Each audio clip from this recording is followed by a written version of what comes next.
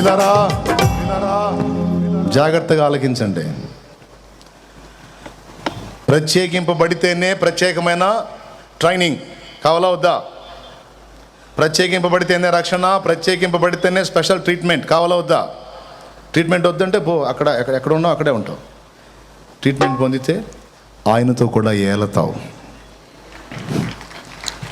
ఒట్టి మాట కాదు, చూస్తావుగా రేపు భవిష్యత్తులో ఇంకెంతకాలం లేదు, దగ్గరికి వచ్చింది టైం కూడా.